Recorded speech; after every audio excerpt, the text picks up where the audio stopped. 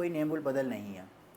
तो आज की वीडियो में हम ये बात करेंगे कि ब्रेस्ट फीड जो मिल्क है वो अगर एक्सप्रेस करके माँ घर में रखती है और जॉब पे चली जाती है तो बच्चा जो है वो कब तक उसको इस्तेमाल कर सकता है और किस किस टाइम के लिए जो माँ का दूध है, ब्रेस्ट मिल्क है, वो सेव किया जा सकता है। तो अगर माँ के दूध को रूम टेम्परेचर पर 25 डिग्री सी जो टेम्परेचर होता है उस पर रखा जाए तो 4 घंटे के अंदर अंदर उसको इस्तेमाल किया जा सकता है, यानी कि 4 घंटे तक उसको रूम टेम्परेचर पर सेव किया जा सकता है। अगर इसी दूध को फ्रिज में रख दिया जाए तो वो 4 दिनों तक सेव रह सकता है। और अगर इसको फ्रीज़र में यानी कि बर्फ़ वाली जगह पे फ्रीज़ कर लिया जाए तो 6 माह से लेकर 12 माह तक जो है वो उसे सेव किया जा सकता है।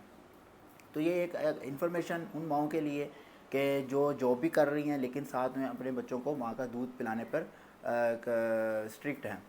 तो अपना बहुत ख्याल रखें। अल्लाह हाफ़िज़।